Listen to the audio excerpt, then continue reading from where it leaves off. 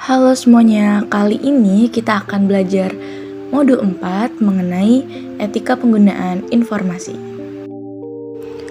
Dampak negatif dari penggunaan informasi di kalangan mahasiswa yaitu tindakan plagiarisme. Di Universitas Diponegoro sendiri, tindakan plagiarisme termasuk dalam pelanggaran akademik berat. Pengenaan sanksi akademik berat berupa pemberhentian statusnya sebagai mahasiswa Universitas Diponegoro secara permanen, sebagaimana dimaksud dalam pasal 29 ayat 1 huruf C. Yuk kita bahas apa itu plagiarisme, ruang lingkupnya, tipe-tipe plagiarisme, serta tips untuk menghindari plagiarisme. Plagiarisme adalah tindakan menjiplak atau pengambilan karya seseorang tanpa menyebutkan nama penemu ataupun penulis dan menjadikannya seolah karya tersebut adalah miliknya. Hasil dari plagiarisme disebut plagiat, sedangkan pelaku plagiarisme disebut plagiator. Selanjutnya, apa aja sih ruang lingkup plagiarisme? Yang pertama ada pengutipan. Maksudnya adalah mengutip kata-kata atau kalimat orang lain tanpa menggunakan tanda kutip dan tanpa menyebutkan identitas sumbernya. Yang kedua adalah menggunakan gagasan, pandangan, ataupun teori orang lain tanpa menyebutkan identitas sumbernya. Yang ketiga, menggunakan fakta, baik data ataupun informasi milik orang lain tanpa menyebutkan identitas sumbernya juga. Yang keempat, mengakui tulisan orang lain sebagai tulisannya sendiri. Yang terakhir adalah mengubah kalimat orang lain ke dalam susunan kalimat sendiri tanpa mengubah idenya dan tidak menyebutkan identitas sumbernya. Menurut Sulistyo tahun 2011, ada beberapa tipe plagiarisme, yaitu yang pertama ada plagiarisme kata demi kata. Penulis menggunakan kata-kata penulis lain persis sama tanpa menyebutkan sumbernya. Yang kedua ada plagiarisme atas sumber. Maksudnya adalah penulis menggunakan gagasan orang lain tanpa memberikan pengakuan yang cukup atau tanpa menyebutkan sumbernya dengan jelas. Yang ketiga ada plagiarisme kepengarangan.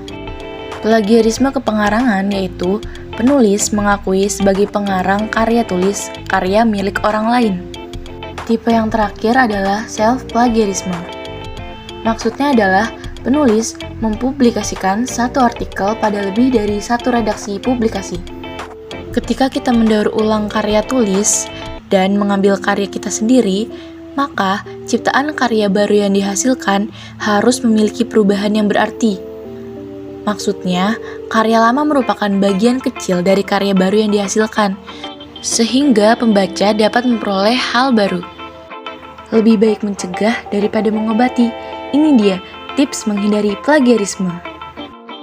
Sesuai Permendiknas nomor 17 tahun 2010 pasal 7, karya mahasiswa baik skripsi, tesis, dan disertasi dilampiri dengan surat pernyataan dari yang bersangkutan. Pimpinan perguruan tinggi berkewajiban mengunggah semua karya ilmiah yang telah dihasilkan di lingkungan perguruan tingginya sesuai yang telah ditetapkan oleh Direktorat Pendidikan Tinggi. Upaya lainnya yaitu dengan mengadakan sosialisasi terkait dengan Undang-Undang Hak Cipta Nomor 19 Tahun 2002 dan Permendiknas Nomor 17 Tahun 2010 kepada seluruh masyarakat akademis. Tips lainnya dengan menggunakan pengutipan pada karya dan melakukan kegiatan parafrase. Pengutipan adalah mengutip dari seorang pengarang atau penulis terdahulu ataupun seorang tokoh terkenal yang terdapat dalam buku, surat kabar, majalah, dan lain sebagainya. Kalimat kutipan ditandai dengan tanda kutip atau petik 2.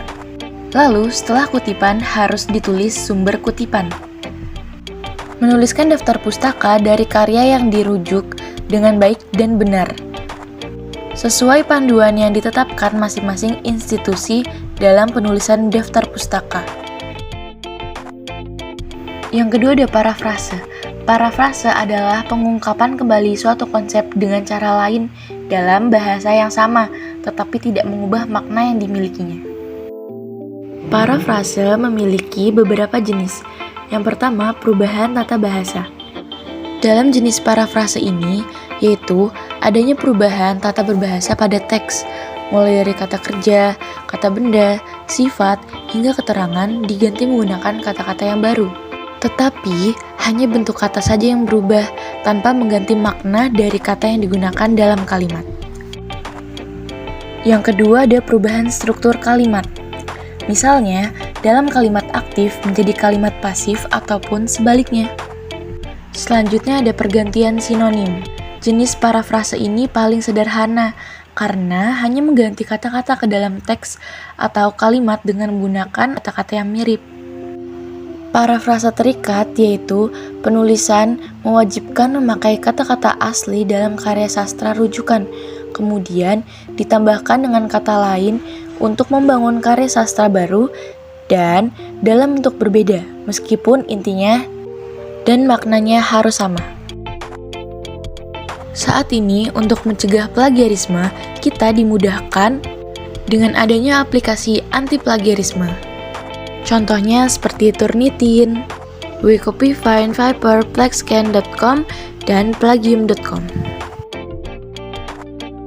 Alat bantu lain yang kita dapat gunakan adalah Reference Generator dan Reference Manager.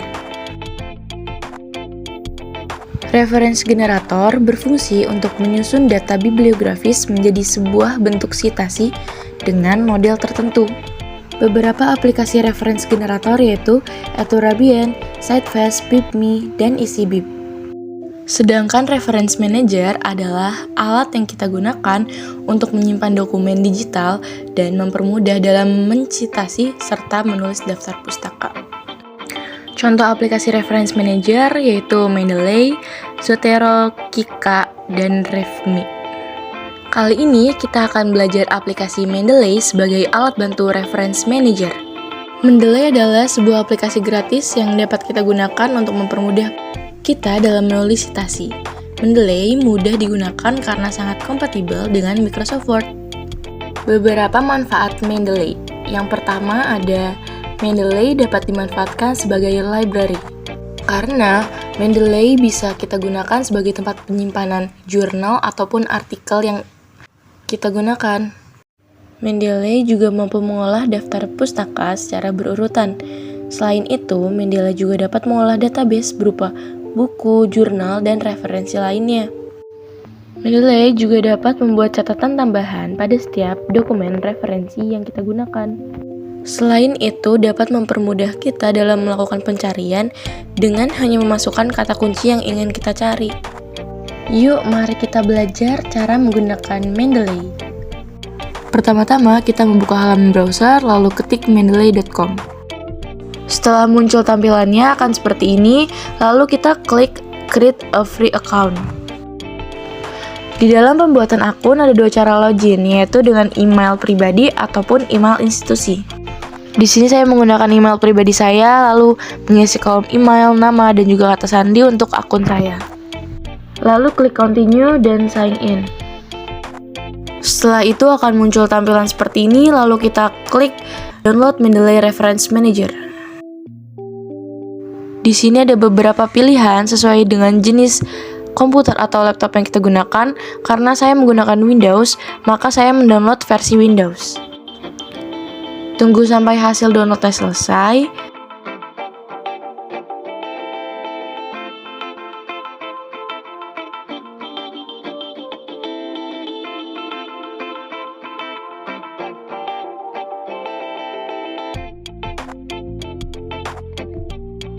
Apabila sudah selesai, lalu kita klik dan akan muncul tampilan seperti ini.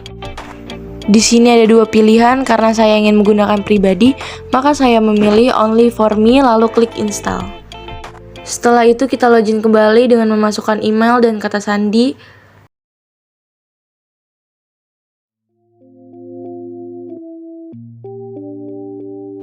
Ini adalah tampilan home dari Mendeley. Pertama kita buat folder untuk memasukkan dokumen yang ingin kita gunakan. Saya membuat folder berjudul Literasi Informasi. Ada beberapa cara untuk memasukkan dokumen. Add new, yang pertama itu upload dokumen yang sudah kita download dari laptop kita. Yang kedua, kita memasukkan data dokumen secara manual atau import file apabila menggunakan format seperti yang ada di layar. Cara termudahnya adalah dengan drag and drop dokumen saja. Setelah itu, kita klik tools dan pilih install Mendeley Web Importer, lalu klik get web Mendeley Importer for Edge dan tekan get. Setelah itu kembali ke tools lagi dan pilih install Mendeley site for Microsoft Word. Klik get it now, lalu sign in. Apabila kita dialihkan ke Microsoft Word dan sudah terdapat logo Mendeley, tandanya Mendeley sudah terhubung dengan Microsoft Word. Setelah itu kita upload ke Mendeley dokumen yang ingin kita gunakan. Buka Microsoft Word, lalu klik reference, pilih Mendeley site. Pilih dokumen yang ingin kita citasi, lalu klik Insert Citation.